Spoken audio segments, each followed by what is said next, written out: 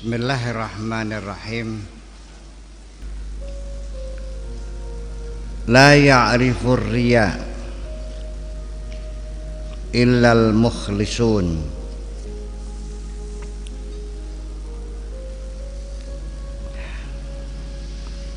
Tidak ada orang yang mengerti tentang bahaya penyakit riya kecuali orang-orang mukhlisun, orang-orang yang mukhlis.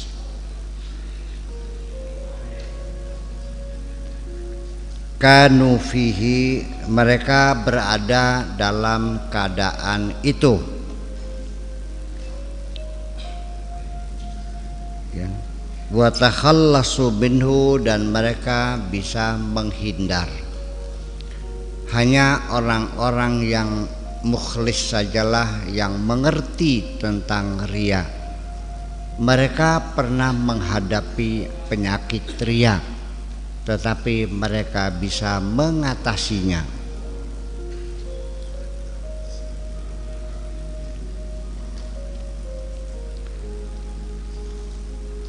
Huwa aqabatun fi tariqil qaumi la budda lahum minal ubur. Riya itu adalah merupakan hambatan, merupakan kesulitan, tantangan yang dihadapi oleh orang-orang yang baik, orang-orang yang ikhlas, orang-orang yang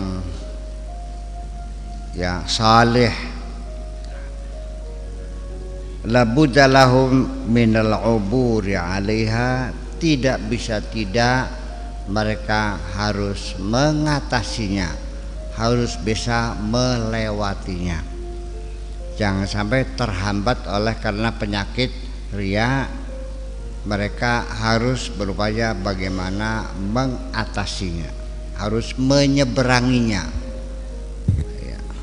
Jangan mandek. Kalau kita terancam oleh penyakit riya, jangan membatalkan niat baik kita. Lanjutkan bagaimana caranya mengatasi penyakit riya. Begini, orang itu mungkin melihat dari sisi riya itu sekedar kepengen dilihat oleh orang lain, kecil kalau Anda melihatnya dari sudut itu. Apa sih salahnya kita punya amalan baik kemudian kepengen orang lain tahu? Kan nggak ada masalah. Sementara itu yang kamu lihat kan. Apa sih salahnya? Kita tuh berbuat baik, ya. Masa orang lain nggak boleh lihat? Dari sudut itu engkau tidak pernah merasakan berdosa. Karena itu tidak termasuk dosa. Masa nggak boleh orang lihat?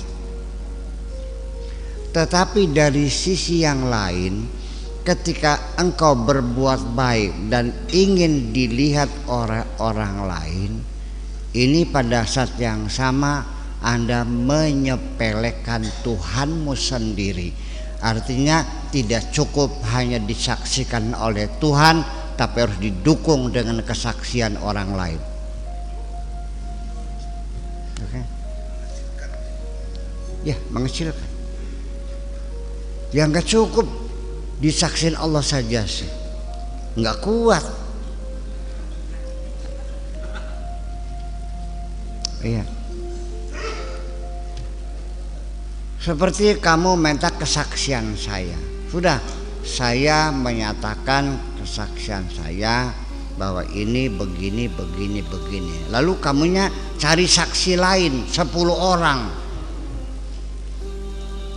Kalau begitu ya udahlah, nggak usah minta kesaksian saya lagi, ngapain? Itu kan menghina saya. Jadi artinya kita tidak merasa cukup hanya disaksikan oleh Allah saja, tetapi harus didukung oleh kesaksian manusia. Nah itu hal semacam itu selalu menyertai setiap kita ingin berbuat baik. Keinginan dilihat oleh orang lain itu selalu muncul dalam diri kita, dan itu yang harus kita atasi. Silakan engkau mengsugesti dirimu sendiri ketika ada keinginan supaya diketahui oleh orang lain. Katakan, ya Allah, aku tidak ingin orang lain melihat kebaikanku.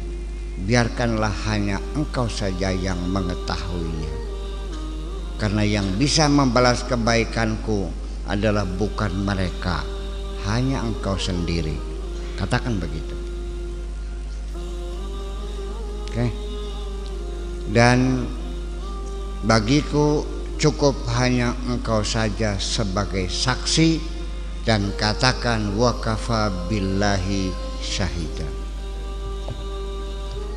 Ya. Jadi yang menegur hatimu adalah dirimu sendiri.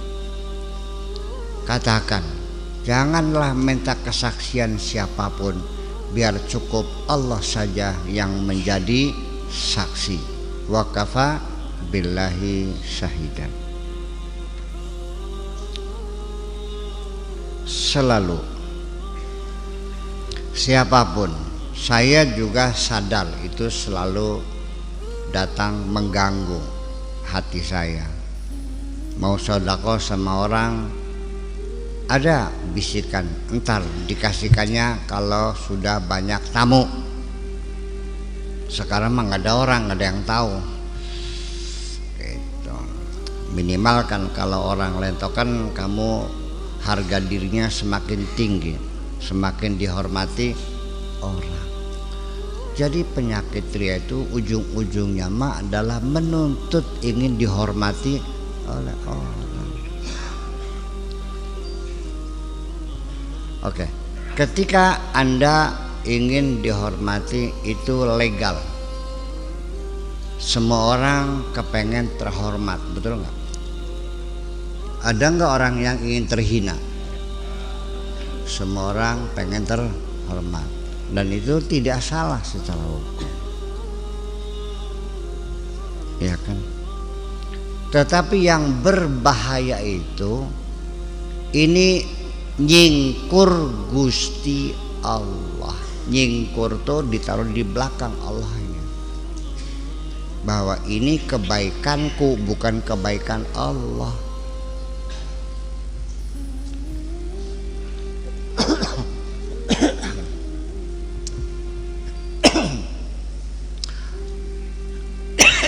Anda tidak salah ingin dihormati, silahkan. Tetapi di balik itu Anda ingin menyembunyikan kebaikan Allah, dan Anda ingin mengedepankan kebaikanmu di atas kebaikan Allah. Dan sehingga Anda melarang orang bersyukur kepada Allah, tapi engkau berterima kasihlah kepadaku karena ini aku yang berbuat baik. Makanya kalau Anda ukurannya dengan standar ngaji fikih, nggak nyambung ngomong begini nih. Fikih mah jelas, gamblang, halal haram. Makanya kan al halalu bayyinun wal haramu bayyin wa ma bainahuma. Kalau haram mah gak usah belajar, udah gamblang kok. Orang goblok juga ngerti, karena tidak perlu menggunakan perasaan halus, ya kan gitu. Cukup dengan otak yang kasar paham. Dan itulah bahayanya, itu adalah karena Anda ingin menyembunyikan. Nah, ketika orang itu tidak berterima kasih dan tidak memberikan balas budi, Anda mengungkit-ungkit kebaikan itu. Itu kekecewaan orang karena yang dibaiki tidak berterima kasih kepada dirinya, maka dia pun marah ketika orang itu hanya bersyukur kepada Allah dan tidak berterima kasih kepadamu. Di situ engkau menganggap dirimu lebih penting dari Allah. Ya,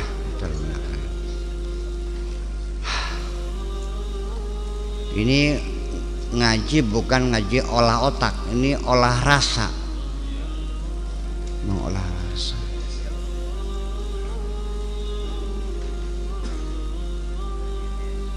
Iya.